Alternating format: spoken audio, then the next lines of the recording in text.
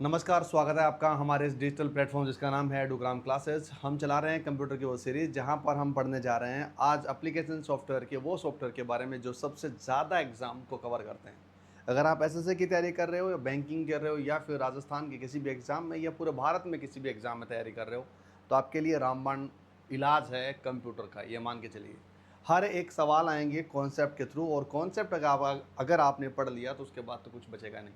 आओ दोस्तों, हम पढ़ते हैं उस सॉफ्टवेयर की भाषा में। बात की जाए तो हमने पढ़ा है उस सिस्टम सॉफ्टवेयर को जो हार्डवेयर के साथ इंटरेक्ट करता है। उसके बाद में पढ़ा हमने एप्लीकेशन सॉफ्टवेयर को, ब्रीफ इंट्रोडक्शन लिया था इससे पिछली वाली क्लास में।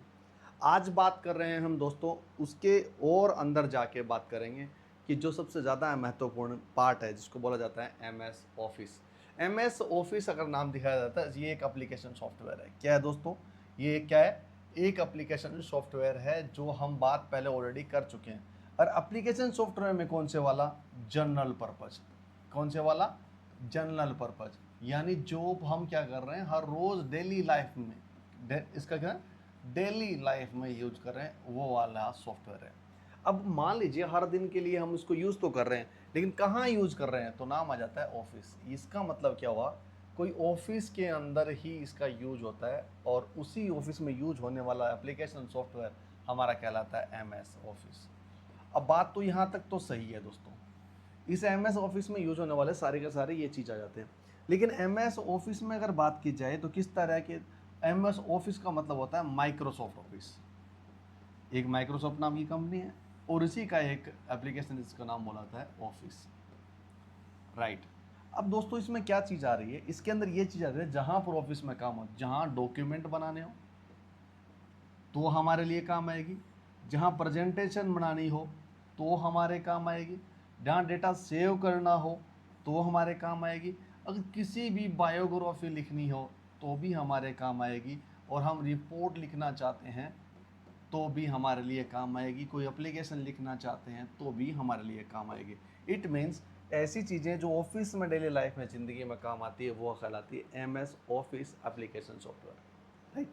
अब बढ़ लेते हैं इस एम एस ऑफिस के कुछ पार्ट्स हैं जिसके बारे में हम जान लेते हैं। इसको जानना क्यों ज़रूरी है? क्योंकि हम जब इसको पढ़ेंगे तो हमारे अंदर एक थीम क्रिएट होनी चाहिए। देखिए इसको लेते हैं, सबसे पहले बात की जाए तो हम जनरल पर्पज में पढ़ते हैं किसको? हम पढ़ेंगे एम एस वर्ड को, जो बायोग्राफी लिखता है उसमें काम करेगा। फिर हम पढ़ेंगे दोस्तों, आज के जैसे बता रहा हूँ, एम एस एक्सेल को। और तीसरे नंबर पर बात करेंगे हम क्या? M S PowerPoint. इसके अलावा हम और आगे पढ़ेंगे जो एम एस का एक्सेस होगा उसको पढ़ेंगे, एम एस का नोटपैड होगा उसी को पढ़ेंगे, ठीक है। इस तरह और बाकी चीज़ें होगी एम एस की, जितनी सारी माइक्रोसॉफ्ट की होगी, हम सारी चीज़ें पढ़ेंगे। अब दोस्तों बात ये हो जाती है कि हम तीनों चीज़ों के बारे में आज डिस्कस कर रहे हैं, हम नेक्स्ट टॉपिक में तीनों और करेंगे, लेकिन उससे पहले हमें जान लेते हैं ये सब चीज़ें कहाँ काम आती है दोस्तों। ये काम आती है ऑफिशियली। अब आप लोग ऑफिस गवर्नमेंट वाली या प्राइवेट, दुनिया की तमाम जितने ऑफिशियल काम होते हैं वो सारे इसी में काम होते हैं, राइट। अब बढ़ लेते हैं इसका पहले वाले पार्ट को जिसको हम बोलते हैं कि जनरल पर्पज़ का पहला पार्ट है जिसको बोलते हैं एम एस वर्ड। और जब एम एस वर्ड की नाम आता है दोस्तों तो ऐसा पूरा नाम होता है माइक्रोसॉफ्ट वर्ड। अब आपको याद रहेगा, कोई पूछ ले आपको, बहुत नॉमिनल चीज़ है ये, ऐसे तो आपको माइक्रोसॉफ्ट वर्ड। अब आपसे ये पूछ ले कि ये एम एस ऑफिस का बनाने वाला कौन था, तो उत्तर दे देना माइक्रोसॉफ्ट था। अब आपसे ये भी पूछा जाए एम एस ऑफिस आया कब था? एम एस ऑफिस अगर बात की जाए तो एम एस पहले उसको माइक्रोसॉफ्ट के अलग अलग टूल हुए थे क्या? अब सुनिए, पहले हमने एक पहले शुरू, मान लीजिए एम एस ऑफिस का टूल पहले नहीं आया था, पहले बोला था एम एस एक एक पार्ट बनाया था, जैसे वर्ड बना दिया उसने, एम एस वर्ड बना, उस पर काम चलता रहा। उसने बोला यार मुझे एक और नीड आई। बोले किस बात की नीड है भाई साहब, क्या ज़रूरत होगी आपकी? बोले इसको जोड़ बाकी गुणा भाग वाले चीज़ भी कर सकते हैं। हाँ, तो फिर उसने बाद में क्या किया, उसने एक्सेल डेवलप कर दी। फिर जैसे बोला कि एक्सेल तो आ गई, लेकिन मुझे इस प्रेजेंटेशन को दिखाना है, उस चीज़ को दिखाना है मुझे। तो बोला प्रेजेंट करना है? बोला हाँ प्रेजेंट करना है। कैसे करोगे? तो एक प्रेजेंटेशन के लिए फाइल बनाई जिसको बोलते हैं पीपीटी, तो उसके लिए एक आ गया M S PowerPoint PPT. इस तरह से, और जो बोला इसको डेटा को मुझे सेव करना है, इसको क्या करूँ? बोला एम एस एक्सेस बना दिया। ये अलग अलग बनते गए, ये सब चीज़ें अलग अलग पार्ट थी दोस्तों, एक एक छोटी छोटी एप्लीकेशन थी जो अपना अपना काम करते थे, पर्टिकुलर काम करते। फिर उन्होंने कहा नहीं यार, माइक्रोसॉफ्ट कहता है मैं एक ही आधिकारिक उसका बाप हूँ, उसका मतलब मालिक हूँ, तो मैं क्या करता हूँ, मैं इन सब को एक में ही ले आता हूँ। उसने नाम दिया, फिर क्या किया, इन सब को एक जगह इकट्ठा किया और एक पैकेज बना दिया, और उस पैकेज का नाम दिया MS ऑफिस। ठीक है, इसी ऑफिस का पार्ट है ये कौन सा, MS वर्ड। अब MS वर्ड को थोड़ा सा डिटेल में चले जाते हैं, क्योंकि इससे आप रिलेट कर पाओगे कि हाँ इसी का एक पार्ट है। MS वर्ड का अगर कोई पूछा जाए तो उसका उत्तर आता है, सबसे पहले कोई लिखा जाए तो बोलना ये बायोग्राफी लिखने के काम आता है। अब सवाल पूछोगे बायोग्राफी क्यों लिख रहे हो सर जी, बाकी और भी तो है। बायोग्राफी लिखने का मतलब मैंने कह देता हूँ, जहाँ नाम आता है वर्ड, वर्ड का मतलब हिंदी में होता है शब्द। क्या होता है, शब्द, यानी शब्द लिखने होते हैं। अब क्या करते हैं, कोई चीज़ों को लिखेंगे सबसे पहले वर्ड्स लिखे जाते हैं, वर्ड से सेंटेंस होते हैं, सेंटेंस से फिर क्या होता है, पैराग्राफ होते हैं, पैराग्राफ से क्या बन जाता है, पेज बन जाता है। यही तो फॉर्मेट होता होगा। अगर मान लीजिए इस वर्ड्स को लिखने के लिए हमें क्या करना पड़े, सबसे पहले शुरुआत किसकी है, वर्ड्स की। तो इसीलिए हम क्या करते हैं, उस वर्ड्स को लिखते हुए किसी की जीवनी लिखते हैं। क्या लिखते हैं उसको, जीवनी, जिसको बोलते हैं बायोग्राफी, जीवनी लिखते हैं। इसके अलावा हमें लगता है कि हम किसी के बारे में रिपोर्ट्स लिखनी है, किसी के बारे में लिखना है, तो हमें रिपोर्ट्स भी लिखनी है। अगर हमें लगता है रिपोर्ट्स के अलावा हमें किसी को एप्लीकेशन देनी है, हमें किसी से एक कोई काम करवाना है या करना है, तो एप्लीकेशन लिखेंगे। अगर हमें किसी को मेल लिखनी है तो भी ये लिखेंगे। इट मीन्स जो वर्ड, वर्ड बोले तो शब्दों से जुड़े हुए कोई भी मैटर को लिखने का काम करता है, तो एक ही एप्लीकेशन प्रोवाइड कराती है, जिसका नाम क्या लिखा जाता है, MS वर्ड। अब मन में आपके पास सवाल होगा, ये MS वर्ड है वो कब आया था। MS वर्ड की जब भी बात की जाए तो इसकी रिलीज हुआ था, ये रिलीज हुआ था 25 अक्टूबर 1983 में, 25 अक्टूबर 1983 में। अब 25 अक्टूबर 1983 की जब डेट आ जाती है तो आपके पास दिमाग में ये आ जाता है कि सर इसके बाद विंडो आया था। हाँ, विंडो ऑपरेटिंग सिस्टम बाद में आया था, उससे पहले ये चीज़ आई थी, और उसी में इनबिल्ड कर दिया गया ताकि वो लोग इसमें लिख पाए, इसी से तो ग्राफिक वाले यूज़ कर पाए, राइट। तो इसी चीज़ों को देखते हुए क्या क्या MS वर्ड को यूज़ किया, और ये एक सिर्फ और सिर्फ क्या बोला जाता है, किसी की बायोग्राफी, जीवनी लिखने के लिए वर्ड्स में क्या करते हैं, एक फाइल बनाते हैं। वर्ड्स को किस में बदलते हैं, सेंटेंस में, सेंटेंस को किस में बदलते हैं, पैराग्राफ में, पैराग्राफ किस में बदलते हैं, पेज, और पेजेस मिल के सारी किताब, एक पूरी बुक तैयार हो जाती है ना। उसी बुक को बनाने के लिए हम क्या करते हैं, इसका यूज करते हैं। इसके अंदर जब भी हम पढ़ते हैं, डिटेल में जब हम पढ़ना शुरू करते हैं, तो हमारे पास एक चीज़ मिलती है दोस्तों, MS वर्ड में। तो हमें जब भी MS वर्ड को पूरी तरह से ऐसे देखेंगे, ऐसे पूरे से ऐसे एक फाइल दिखती है ना, ठीक है, इस फाइल का जो पेज होता है ना, वो इस तरह से पूरा ऐसा होता है। तो आप कभी भी कोई पूछे कि पेज कैसा होता है, आप बोलना हॉरिजेंटल होता है, ठीक है। अब सुनिए मेरी बात, ऐसे, और इसका और पोर्ट्रेट बोलते हैं उसको। अब इस पेज में लिखा जाता है, इस पेज के ऊपर एक यहाँ पर होता है टास्क होता है, एक नीचे भी टास्क होते हैं, इस तरह से यहाँ कुछ लिखोगे, यहाँ कुछ लिखोगे, इसके एक रिबन और हो जाता है यहाँ पर, और ये पूरा पूरा इसको बोला जाता है टेक्स्ट एरिया। क्या बोला जाता है, टेक्स्ट एरिया। अब दोस्तों टेक्स्ट एरिया तो आ गया है, इसको लिखने के लिए हमने क्या किया, शुरुआत करी किससे, सबसे पहले बात कर लेते हैं, इसमें लिखे हुए मेन्यू बार। ये क्या चीज़ है, मेन्यू बार का मतलब होता है कि इसमें मेन्यू रखना, मेन्यू का मतलब होता है क्या क्या आइटम्स होंगे इसके अंदर पर्टिकुलर, उन चीज़ों को मद्देनज़र रखते हुए मेन्यू क्या करता है, आइकन्स लगाता है, इन सब चीज़ों को रखता है। तो ये मेन्यू बार होती है, जो जो ऐसा लगता है कौन कौन से इसमें पार्ट है इस पूरे फाइल के अंदर, उस फाइल को रखने वाला कौन होता है, मेन्यू बार। और दूसरी बात है टूल बार। टूल बार का मतलब होता है वो फाइल के वो पार्ट जिसके पास में क्या हो सकता है, हम अलग अलग चीज़ों को इंसर्ट करवा सकते हैं, डिलीट करवा सकते हैं, एक एक टूल किस काम में आते हैं, या इधर से इधर मूव करवाना है, कॉपी करवाना, पेस्ट करवाना, सब क्या क्या टूल यूज हो सकते हैं, ये टूल बार होती है। इसी के अंदर एक नाम होता है रिबन। ये रिबन सबको कंसिस्ट करता है, सबको कंसिस्ट करता है, जिसमें आप उसमें रिबन में आपको दिखा दूंगा, जो एक पट्टी लगी होती है इसमें इंसर्ट, इसके अलावा क्या होता है, होम, इंसर्ट, और इसके अलावा फाइल, ये सारे जितने सारे पट्टी से दिखती है उस पट्टी में लिखते हैं, ये सारे के सारे रिबन्स होते हैं। स्टेटस बार कहलाता है दोस्तों वो बार जहाँ पर आपकी सिचुएशन देखी जाती है, यहाँ पर होती है स्टेटस बार, कि कितने वर्ड लिखे गए हैं, शब्द कितने काउंट है, यानी कितने लिखे गए ये सब देखती है। पेज कितने भर चुके हैं ये वाला लिखता है, कौन से वाले पेज पर ये वाला लिखता है, तो क्या स्टेटस चल रहा है पर्टिकुलर फाइल पर, वो कहलाता है स्टेटस बार। और चौथा कहता है स्क्रॉल बार। स्क्रॉल बार नाम आते ही दोस्तों यहाँ आ जाएगा, आप लिखना चाहते हो यहाँ से एक स्क्रॉल बार होती है। अगर स्क्रॉल को ऊपर करोगे तो पेज ऊपर चला जाएगा, ऐसे स्क्रॉल को नीचे करोगे तो स्क्रॉल नीचे आ जाएगा। इट मीन्स ये ऊपर और नीचे करने का जो काम होता है इस पेज को, तो इधर ऊपर और नीचे ले जाने के लिए स्क्रॉल होता है, स्क्रॉल ऊपर और नीचे ले जाने को क्या कहते हैं, स्क्रॉलिंग।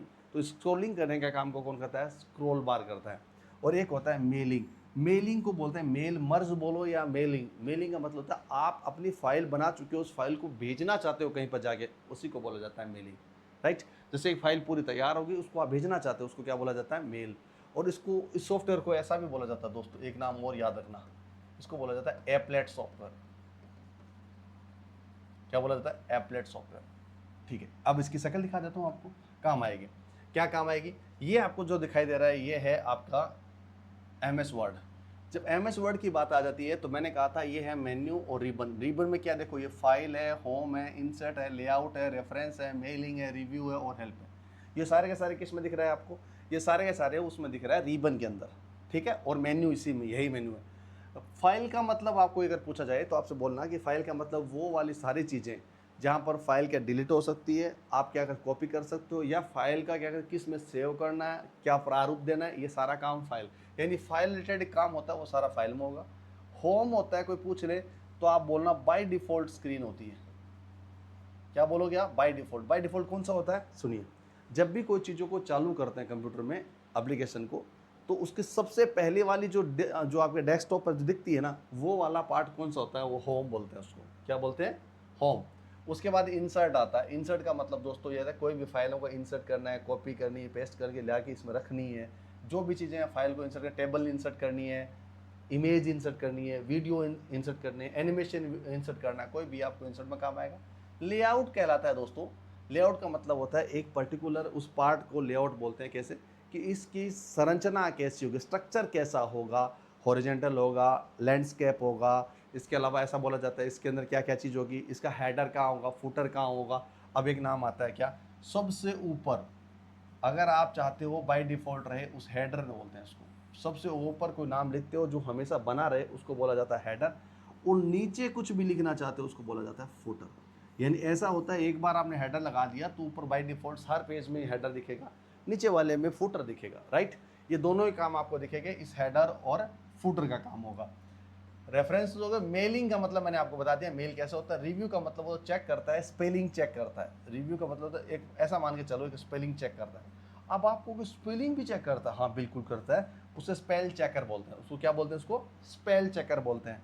F7 अगर आप लगाओगे तो भी उसको हो जाएगा। यानी आपने जो नाम लिखे, क्या उस नाम में लिखा हुआ सही है, अगर सही नहीं है तो रेड लाइन दे देगा, उसी को बोला जाता है क्या, एरर आ जाती है। तो that is called spell checker. वो आपको सजेस्ट कर देगा कौन से वाला है या कौन है।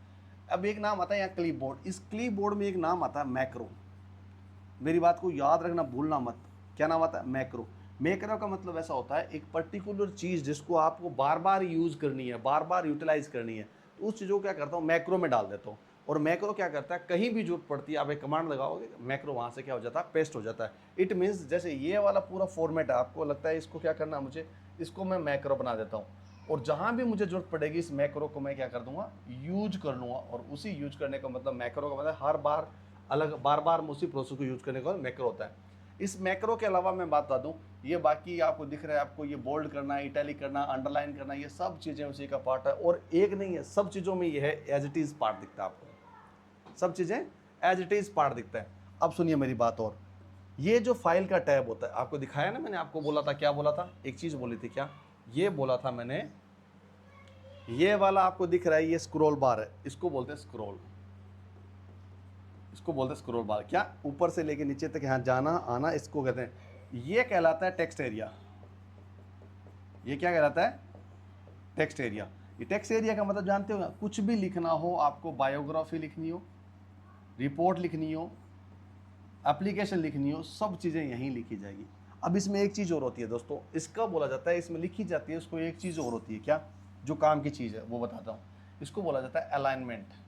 क्या बोला जाता है, अलाइनमेंट। अलाइनमेंट क्या चीज़ होता है दोस्तों, अलाइनमेंट कहाँ लिखा जाएगा, इसको बोला जाता है लेफ्ट। ये कौन सा होता है, राइट। और ये कौन सा होता है, सेंटर। ऊपर वाला कौन सा होता है, टॉप। और नीचे वाला क्या कौन सा होता है, बॉटम। और समझ में आए बात। यानी लेफ्ट अलाइनमेंट है, राइट अलाइनमेंट है, सेंटर है। ऊपर वाला टॉप है, नीचे वाले को बॉटम कहते हैं। क्या यह समझ में आई? ऊपर वाले को टॉप, नीचे वाले को बॉटम, लेफ्ट वाले को लेफ्ट, इधर वाले को राइट, और बीच वाले को क्या बोलते हैं? सेंटर। ये तमाम सारी चीज़ें इसको बोला जाता है। यही इसका कहलाता है अलाइनमेंट बोला जाता है कि इस साइड में होगा तो इसी अलाइनमेंट को यहाँ दिखाया जाता है। कहाँ रखा जाएगा, किस तरह रखा जाएगा। एक लाइन और दूसरे लाइन के बीच में स्पेसिंग होती है। स्पेसिंग जानते हो क्या होता है? यानी स्पेस होता है, यहाँ से लेकर यहाँ तक कितना स्पेस होगा एक लाइन और दूसरी लाइन के बीच में, ये स्पेसिंग बोली जाती है। ये तमाम सारी चीज़ें मैंने आपको बता दिया। और ये रहा स्टेटस बार, जहाँ पर आपकी यहाँ पर काउंटिंग लिखी जाती है, कहाँ है, कैसे है, टेक्स्ट क्या लिखा जा रहा है, और ये सब चीज़ें मैंने आपको एक्सप्लेन करके दे दिया। अब इसमें बात कर लेते हैं, एक आता है रिव्यू। इस रिव्यू में एक और होता है जूम, और होता है जूम का मतलब होता है कि आपके पास बाय डिफ़ॉल्ट जूम कितना होता है, कोई पूछ ले आपसे तो बोलना 100% होता है। बाय डिफ़ॉल्ट कितना जूम होता है? 100% होता है, सबका होता है। अब उसको कम करना, 100 से कम 30% करना, या उससे 130% करना, ये आपके हाथ में होता है। ये जूम इन, जो कम करते हैं उसको बोला जाता है जूम इन। क्या बोलते हैं इसको? जो कम करते हैं उसको बोला जाता है जूम इन, और एक होता है जूम आउट। ठीक है, याद रहेगा आपको कि किसी चीज़ों को क्या करते हैं? पास में लाते हैं, उसको क्या कर रहे हैं? जूम इन कर रहे हैं। ठीक है, और जूम आउट का मतलब होता है दूर लेके जा रहे हैं, दूर से, मतलब ये चीज़ होती है। तो ये जूम इन और जूम आउट इसका फंक्शन होते हैं, और इसी में वो काम करते हैं। राइट, ये सब चीज़ें आ चुकी है। ये MS वर्ड को लेके सारी चीज़ें थी जो आपको मैंने साझा कर ली। अब बात कर लेते हैं अगले टॉपिक पर, जिसका नाम क्या है? MS Excel. MS एक्सेल का नाम आपको दिखते ही आपको एक्सेल का मतलब मैं आपको ये बता दूं, एक्सेल का मतलब भी आप मान के चलना एडिशन ऐसा मतलब साइन देख लीजिए, प्लस माइनस परसेंटेज डिवाइडेशन, मतलब जितने सारे साइंस होते हैं, और इसके अलावा मल्टीप्लिकेशन, ये तमाम सारे आपको दिखते हैं ना, ये सारे काम इसी के एक्सेल के होते हैं। अगर इसको एक्सेल में इसको रखना है, इसी चीज़ों को करवाना है, इसी को बोला जाता है फॉर्मूला। मैथ में आपने क्या लिखा होगा? मैथ कभी आप पढ़ते हो तो आपको लगता है फॉर्मूला लगाते हैं, है ना? A² + B² + AB कोस, ऐसा ना लगाते हो ना? Same as it is formula इसमें लगता है। इसका मतलब किसका होगा? एडिशन, मल्टीप्लिकेशन, सब्सट्रैक्शन या जोड़, बाकी गुणा भाग, सबका फॉर्मूला होगा। इसी के बिहाफ पर इसको बोला जाता है, किस काम आता है? बजट बनाने के काम आता है। नंबर 1 कोई पूछ ले, अकाउंटिंग के काम आता है। नंबर 2 अकाउंटिंग जानते हो? और 3 नंबर आपसे पूछा जाए कि जितने सारे अकाउंटिंग के अलावा आपको पेरोल, सैलरी वगैरह सब कुछ जितना सारे, इसके अलावा क्या होता है? ग्राफिकल डेटा दिखाने के काम आता है। अब ग्राफिकल डेटा क्या होता है दोस्तों? ग्राफिकल डेटा का मतलब होता है आपने कुछ बनाया और उसको आप विजुअलाइज कराना चाहते हो, डेटा को एनालिसिस कराना, दिखाते हो कि इसकी बार यहाँ जाएगी, इसका पाई चार्ट ऐसे बनेगा, उसका ये चीज़ होगा। ये तमाम सारे चार्ज भी उसी से ग्राफिकल दिखाने का काम भी यही करता है। इसके अलावा बाकी तमाम सारे जितने सारे किसके हो, अकाउंटिंग रिलेटेड काम हो, वो सारे काम कौन करता है? अपना एक्सेल करता है। और इसी एक्सेल को रिलीज किया गया था कब? 1985 में किया गया था। ये अलग से एप्लीकेशन हुई थी, बाद में धीरे धीरे जाके MS ऑफिस में शामिल हुए थे। यहाँ तक समझ में आ गया आपको? अगर ये चीज़ समझ में आ गया दोस्तों, तो ये बात अभी आपको समझ में आना चाहिए। कोई पूछे आपसे क्या काम करता है माइक्रोसॉफ्ट एक्सेल, तो आप बोलना कि ये अकाउंटिंग का काम करता है और बजट बनाने का काम करता है। जितने सारे टर्म्स में जोड़, बाकी गुणा भाग को ऐसा किया जाता है, जोड़ा जाता है, सैलरी जोड़ी जाए, कोई काम जोड़ा जाए, तो सब चीज़ों का काम सिर्फ और सिर्फ एक्सेल करता है। इतना समझ में आया? अगर ये समझ में आया तो हम इसकी कुछ चीज़ें होती हैं। एक नाम होता है, उसको बोला जाता है वर्कबुक। क्या होता है? वर्कबुक बोला जाता है। आप समझते रहना, मैं लिखता जा रहा हूँ। अब इसको समझना, पूरी समझ में आ जाएगी। वर्कबुक, बुक का मतलब हो जाता है किताब। पूरा क्या हो जाए? एक किताब। इस किताब के अंदर बहुत सारे पन्ने होते हैं, उस पन्नों में लिखे हुए कुछ पेजेस होते हैं, और पेजों में लिखे हुए कुछ टेक्स्ट होते हैं। राइट, इसी को किताब बोलते हैं। तो ये बुक होती है। ये बुक को अगर डेफिनेशन किसी से पूछा जाए तो आप ये बोलोगे, वो लोग क्या बोलेंगे? कलेक्शन ऑफ किसकी है? वर्कशीट। अब वर्कशीट क्या होता है साहब? ओहो साहब, वर्क तो नाम उसको देगा, यानी काम में चल रहा है, ऑफिस में काम हो रहा है, वर्क हो रहा है। ठीक है, शीट का मतलब होता है एक सीट, जानते हो, पेज। तो क्या कहता है कि ये बुक मतलब कई सारे पेजेस के, मतलब कई सारी शीट मिला के क्या बनाती है? बुक। तो ये कहता है collection of worksheets called workbook. यानी बहुत सारे वर्कशीट को एक साथ मिला दिया जाता है और एक पैक किया जाता है, यानी बहुत सारे पेजेस को मिला के क्या बनाते हैं, एक किताब बनाते हैं। सेम एज इट इज़ बहुत सारे शीट्स को मिला के क्या बनाते हैं, एक शीट वर्कबुक बनाते हैं। अब आपके पास नया सवाल आ जाता है, क्या, अरे भाई साहब ये क्या चीज़ होती है जो आप लिख रहे हो, क्या वर्कशीट क्या है? तो वर्कशीट का अगर डेफिनेशन पूछा जाए तो आप बोलना कि क्या होता है, collections of cells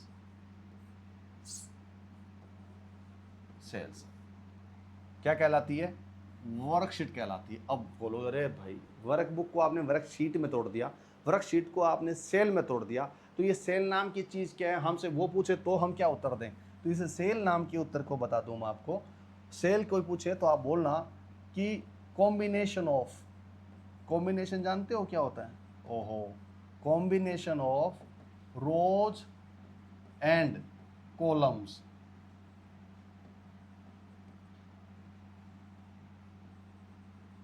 called cell. अब बात समझ में आ गई, क्लियर है बात? क्या क्लियर हुई? कि अब सीधा सीधा मतलब होता है कि कोई हम क्या करेंगे, रो और कॉलम मिला के क्या बनाएंगे, सेल, और बहुत सारी सेल मिला के क्या बनाएंगे हम, वर्कशीट, और बहुत सारी वर्कशीट मिला के हम क्या बनाएंगे, वर्कबुक, राइट। और इसी वर्कबुक का नाम क्या कहलाता है, एक MS एक्सेल की क्या है, फाइल है। पूरी फाइल का अगर पूछा जाए तो ये पूरी MS को वर्कबुक बोलते हैं। इसके अंदर एक चीज़ और होती है दोस्तों, इसको बोला जाता है फॉर्मूला बार। याद होगा आपको फॉर्मूला बार, मैंने आपको समझा दिया था। फॉर्मूला बार का मतलब ये होता है कि जहाँ पर सारे के सारे एक्सेल के फॉर्मूला अप्लाई किए जाते हैं, उसी का नाम क्या होता है, फॉर्मूला बार। इसके अलावा एक रिबन है, रिबन को मैंने पहले बोला था, जितने सारे इंसर्ट है, फाइल है, ये सब चीज़ें दिख रही है आपको, रिव्यू है, सब उसमें रिबन आते हैं। अब इसको थोड़ा सा प्रैक्टिकली समझ लेते हैं, इधर आओ। हमने क्या किया, आपको बोला वर्कशीट है, तो सबसे पहले इसको समझते हैं वर्कशीट क्या बनती है, ताकि ये चीज़ आपके पास क्लियर हो जाए तो बाद में आपको क्लियर हो जाएगा। इस तरह से लाइन होती है, इस तरह भी लाइन होती है, राइट, ठीक है। अगर बात की जाए, ये साहब आपको दिखते हैं, उसको बोला जाता है रोज, और ये वाले दिखते हैं, उसको बोला जाता है कॉलम। क्या रहेगा, ये रोज होंगे और ये कॉलम्स होंगे। चलिए इसको मिला देते हैं दूसरे कलर में। ये रो आके इधर मिली, कॉलम आके इधर मिली, इन दोनों को मिलके जब भी आपने देखा होगा तो इस दोनों को मिलके जो पीले वाले दिख रहे हैं, इसी को बोला जाता है सेल। क्या बोला जाता है, सेल। क्या ये बात समझ में आ गई बात? यानी एक रो और कॉलम दोनों मिलके क्या बनाते हैं, सेल बनाते हैं। तो ये हमारा सेल है। अब इस सेल का क्या है, ये A है, ये B है, ये C है, ये D है, ये E है, ये F है, और ये 1 है, 2 है, 3 है, 4 है, 5 है, राइट। तो अब क्या करेगा, इसका एड्रेस पूछा जाएगा, बोलेगा सेल एड्रेस क्या है, इसका सेल का पता क्या है। कैसे पता लगेगा सेल एड्रेस का, तो इसको बोला A, और इधर वाला क्या है 1, इसी को बोला जाए A1। अगर मान लीजिए इसका और इसका पूछा जाए, है ना, इस वाली सेल का एड्रेस क्या है, तो आप क्या बोलोगे, ये कौन सा है, F है, ठीक है। कहाँ पर जाता है, 4 नंबर पर, F4। अब कहाँ काम आता है, अब मैं आप समझा देता हूँ। अब आपको लगता है कि मुझे फॉर्मूला देना है, क्या देना है, फॉर्मूला देना है। मुझे क्या करना पड़ेगा, इस वाली को और इस वाली को मुझे जोड़ना है, ये वाली संख्या को और इस वाली संख्या को जोड़ना है। तो मुझे क्या करना पड़ेगा, A1, इसका एड्रेस क्या है, A1 ये रहा, और इसका क्या है, F4 प्लस F4। इन दोनों को मैं जब ऐड कर दूंगा तो इसका आउटपुट आ जाएगा, और जो आउटपुट आएगा वो कौन सा आएगा, जो फॉर्मूला में लगाया वो वाला आउटपुट आ जाएगा। इसी को बोलते हैं क्या, पूरा का पूरा मैंने बताया ना, रोज एंड कॉलम का एक कॉम्बिनेशन होता है, उसको क्या कहलाता है, सेल। और सेल पूरी ये चीज़ जो बनाती है, ये पर आपको दिख रहा है, ये पूरी फाइल बनाती है, इसी को बोलते हैं वर्कशीट। कितनी, क्या बोलते हैं इसको, वर्कशीट। और इस तरह से कई और मल्टीपल बोले तो बहुत सारी अगर आपने बना ली है और उसको कंबाइन करते हो एक ही फाइल में रहेगी, उसी को बोला जाता है क्या, वर्कबुक। क्या ये यहाँ तक समझ में आ गया आपको? अब कोई ये पूछे वर्कबुक एक में बाय डिफॉल्ट कितनी होती है, ऐसा पूछ ले, बाय डिफॉल्ट वर्क कितने, तो आप बोलना 3। कोई पूछे कि एक वर्कबुक में कितनी बाय डिफॉल्ट वर्कशीट हो सकती है, तो आप बोलना 3। वर्कशीट क्या है, शीट 1, शीट 2, शीट 3, उसको रीनेम भी कर सकते हो। तो कौन सी होती है, 3 होती है, शीट 1, शीट 2, शीट 3। यहाँ नीचे नाम आएगा, यहाँ पर शीट 1, एक आता है शीट 2, ये कहता है शीट 3। ये क्या है, 3 बाई डिफ़ॉल्ट हो सकती है, यही आपके पास होगा। ये एक्सेल के बारे में पूरी थी। उसको बोला जाता है, एक और नाम बोला जाता है एक्सेल को, क्या आप याद रखना है इसको, जो मैं बहुत काम की चीज़ बता रहा हूँ, इसको बोला जाता है स्प्रेडशीट। क्या बोला जाता है इसको, स्प्रेडशीट। स्प्रेडशीट का मतलब होता है एक्सेल। तो माइक्रोसॉफ्ट स्प्रेडशीट ही एक्सेल है और एक्सेल ही स्प्रेडशीट है, इस बात को आप याद रखोगे। चलिए विजुअलाइज करा देता हूँ आपको। इसको विजुअलाइजेशन ऐसा होगा दोस्तों, ये आपके पास सेम एज इट इज है, वही वाले टास्क है। क्या होता है, पहले वाला फाइल होता है जो फाइल रिलेटेड काम होता है। होम मतलब बाय डिफॉल्ट स्क्रीन है। इंसर्ट का मतलब वो आप एक्सेल में क्या इंसर्ट करना चाहते हो, क्या चार्ट इमेज वीडियोस क्या करना चाहते हो। पेज लेआउट का मतलब ये होता है कि पेज का क्या लेआउट रहेगा, किस तरह से ये पेज रहेगा, मतलब वर्टिकल रहेगा, हॉरिजेंटल रहेगा, कैसे रहेगा। और एक है फॉर्मूलाज। फॉर्मूलाज मतलब होता है, मैंने बताया था फॉर्मूलाज को किस तरह से अप्लाई किया जाता है, वो सारे फॉर्मूलाज होंगे। डेटा को किस तरह मैनिपुलेट किया जाएगा, रिव्यू चेक किया जाएगा, जूम इन जूम आउट किस तरह से, सब चीज़ें। और हेल्प का मतलब होता है कोई भी सहायता चाहिए आप इस हेल्प में कर सकते हो। इंसर्ट फंक्शन कर लो। ऑटोसम, ऑटोसम का मतलब जानते हो क्या होता है, ये वाली संख्या ये वाली संख्या, इन सब को अगर मैंने यहाँ पर एक फॉर्मूला लगाया, कौन से वाला, ये ऑटोसम पर क्लिक कर दिया, जैसे मैंने ऑटोसम पर किया सारा जुड़ के यहाँ पर ऑटो सम हो जाएगा। सम मतलब जोड़ हो जाएगा, इसका आउटपुट आ जाएगा, जो आउटपुट आएगा उसका उत्तर मिल जाएगा। यानी इट मीन्स ऑटो सम का मतलब होता है सारे सारे एक ऑटोमेटिकली जोड़ देना। ऐसे बहुत सारे फॉर्मूलाज है जो यहाँ पर लिखे जाएंगे। और इसके अलावा आपके पास पाई चार्ट की टेबल बनानी है, पाई चार्ट ये वाला चार्ट है, ये चार्ट होते हैं, इस चार्ट में बनाते हैं, डेटा को यहाँ से एक्सेल से लेते हैं और चार्ट में वो कन्वर्ट कर लेते हैं। इससे हमें पता लगता है कि फॉर फ्यूचर कैसे आने वाला है। जैसे हमें किसी को प्रेजेंट करना है कि भाई इससे आप इतना इन्वेस्ट करोगे तो इतना आउटपुट मिलेगा, कितने सारे ऐसे इतने होंगे तो इस तरह पाई चार्ट दिखाएगा। ये तमाम सारे चार्ट्स दिखाने का काम कौन करता है, यही एक्सेल करता है दोस्तों। अब इसके अलावा क्या बोला, सेम एज इट इज, ये टूल बार है आपके पास में दिखा दिया, ये टूल बार हो गया। इस टूल बार के अलावा दोस्तों क्या है, क्योंकि एक्सेस यहाँ हो गया, ये जो एरिया है वो सारा का सारा इसको बोला जाता है टेक्स्ट एरिया, जो ऑलरेडी मैंने आपको पहले बता चुका हूँ। ये पूरा पूरा टेक्स्ट एरिया होता है। और ये मैंने कहा था ए है, ये 1 है, ये पूरी मिला के क्या बन जाती है, एक सेल बनती है। क्या बनती है, एक सेल बनती है। और ये पूरी सेल का एड्रेस ये गया, ये है कॉलम और ये क्या है, रोज। ये क्या है, रो और कॉलम मिल के बनाते हैं, राइट। ये सब चीज़ें होगी। ये स्टेटस बार है, कितने वर्ड्स लिखे गए हैं, कितना काम हुआ है, कितनी फाइल हुई है, कितनी क्या चीज़ है। इस सीट के क्या पास है ये। अब मैंने आपको चीज़ बताई क्या, ये देखो, ये सीट 1 आपको दिख रही है, सीट 1। इस सीट 1 को प्लस में करता हूँ तो एक और सीट 2 हो जाता है। इस तरह से शीट बढ़ती धीरे धीरे। सीट का नाम भी आप बदल सकते हो आप अपने अकॉर्डिंग। इसके अलावा सारा चीज़ मैंने आपको कहा। और इसका एक और है, किसी भी डेटा को विजुअलाइज कराना होता है, दिखाना होता है, उसको विजुअलाइज कराने की चीज़ों को क्या बोलते हैं, पाई चार्ट बोलते हैं। उसको क्या बोलते हैं, पाई चार्ट। तमाम सारी एक्सेल के बारे में बातें हो गई है, स्प्रेडशीट बोलते हैं। मुझे लगता है सारी चीज़ें हो चुकी है। इसको एक चीज़ और बता दो, इसका एक फंक्शन और होता है, इसको बोलते हैं फ़िल्टर। फ़िल्टर का मतलब ये हो जाता है दोस्तों, फ़िल्टर का मतलब होता है कोई भी चीज़ों को आपको लगता है कि फ़िल्टर, जैसे एक मेल कैटेगरी है, एक फीमेल है ना, तो आपको लगता है कि मुझे फ़िल्टर करना है, मेल कैटेगरी के कितने लोग हैं, फीमेल के कितने हैं, तो हम इसको क्या लगाते हैं, फ़िल्टर लगाते हैं। इसको अलग अलग सेग्रीगेट करने के लिए, अलग अलग डिवाइड करने के लिए मुझे क्या करना, 50,000 से ऊपर वाली सैलरी को मैं अलग कर लेता हूँ, 10,000 वाले को अलग कर लेता हूँ। ये क्या करता हूँ, फ़िल्टर लगाता हूँ, उसको बोलते हैं फ़िल्टर। ठीक है, अब इसके बाद तीसरा टॉपिक पढ़ लेते हैं, MS power point. MS power point की अगर बात की जाए तो उसका मतलब कब जरूरत पड़ी भाई साहब, जब ये सबसे ज़्यादा है वो बिजनेस क्लास की बात हो रही है।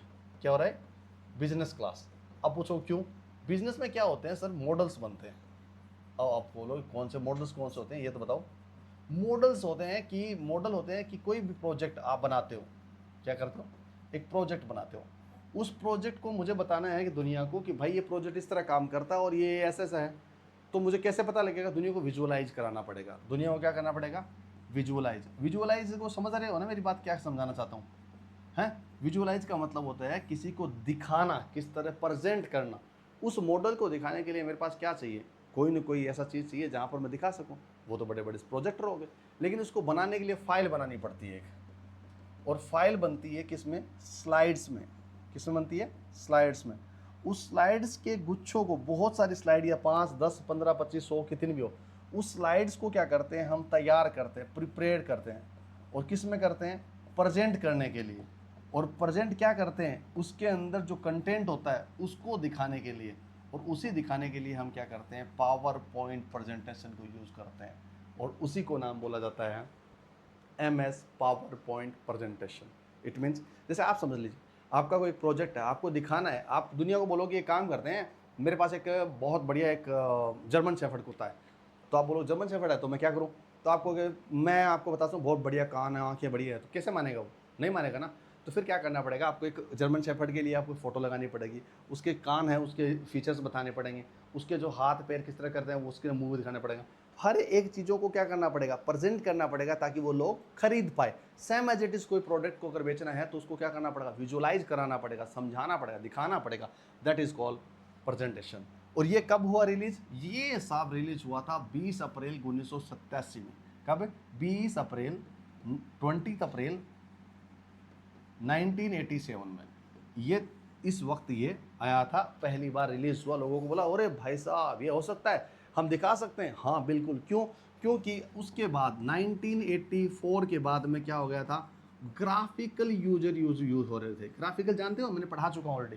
जो ग्राफिक्स में डील करता है वो वाला यूज हो गया। तो इसको भाई प्रेजेंटेशन ग्राफिक में दिख रहा है, मौज ही मौज और मजे ही मजे। अब इस चीज़ों को हम देखते हैं तो इस स्लाइड्स में अगर बात की जाए तो उसमें एक बात की जाती है क्या, पावर पॉइंट प्रेजेंटेशन में कुछ नाम आते हैं। एक का नाम होता है स्लाइड।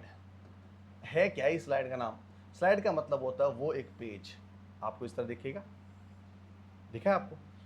इसको वैसे अपनी भाषा में क्या बोला जाता है, पेज। और इसका लेआउट कैसा होता है, कोई पूछ ले आपसे तो आप बोलना लैंडस्केप। क्या बोलोगे? लैंडस्केप। बाकी सबको क्या था, हॉरिजॉन्टल। ये कौन से वाला है, लैंडस्केप। ये लैंडस्केप वाला आपको दिख रहा है ये आपको जैसे, ठीक है। इसी को एक पेज को ही क्या बोला जाता है, स्लाइड। कई बार पूछा जाता है, कई सवाल पूछ लेते हैं, एक पेज में कितनी स्लाइड, एक पेज में कितनी स्लाइड, तो आप बोलना एक। दूसरा पूछ ले, एक स्लाइड में कितने पेज, एक।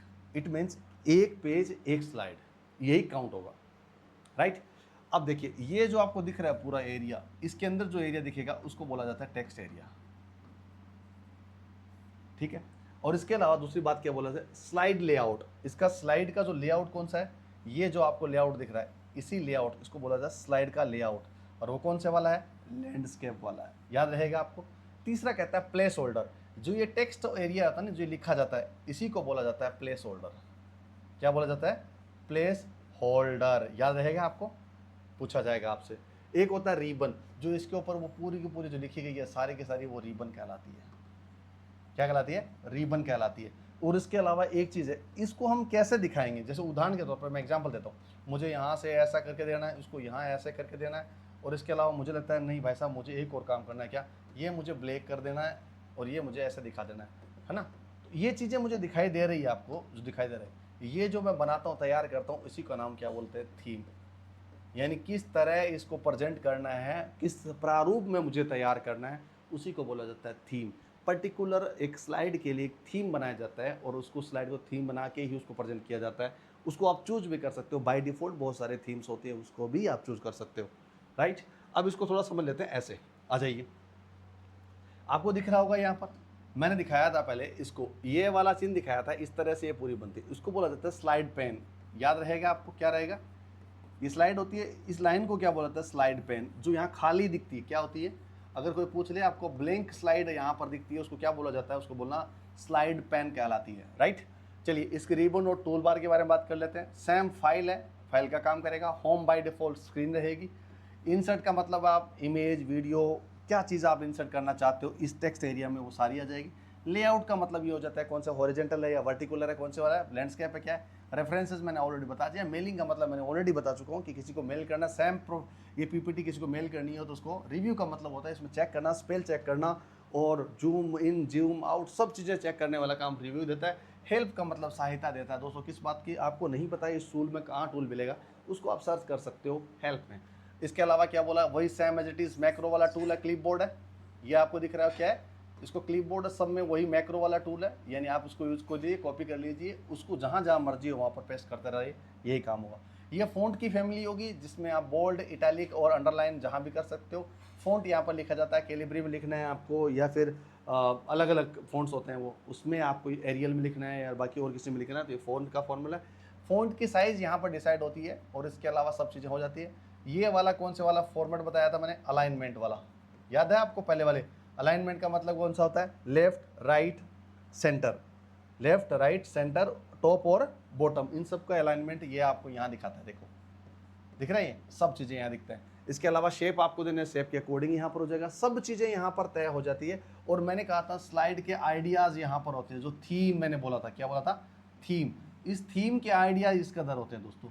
और ये आइडियाज़ कैसे आपको सिंपल रखना है, इसमें इस तरह रखना है, ये कैसे कैसे करना है। इसके अलावा एक कमाल की चीज़ और है, एक आता है एनिमेशन।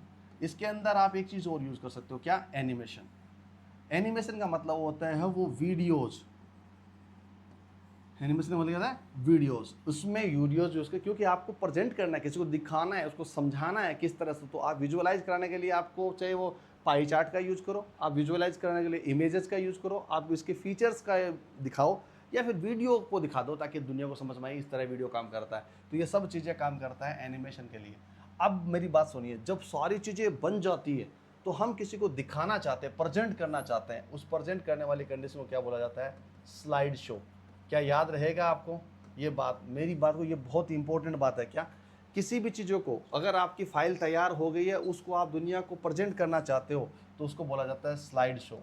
क्या बोला जाता है उसको, स्लाइड शो। शो का मतलब होता है, आपने कभी सुना, उसका शो चल रहा है, उसका दिलजीत का शो चल रहा है, उसका शो चल रहा है, तो ये शो का मतलब एक प्रोग्राम होता है। और स्लाइड का मतलब एक हमारी बनाई हुई प्रेजेंटेशन है, उस प्रेजेंटेशन को शो करने की प्रोसेस को क्या कहा जाता है, स्लाइड शो। तो यही स्लाइड शो आपको कहलाता है। कहाँ से होता है, F5 जैसे क्लिक करोगे उसके बाद में ये चालू हो जाएगा स्लाइड शो। और स्लाइड शो को अपने अपने अकॉर्डिंग कर सकते हो, तेज, स्लो, धीरे, इसके रिमोट के अकॉर्डिंग।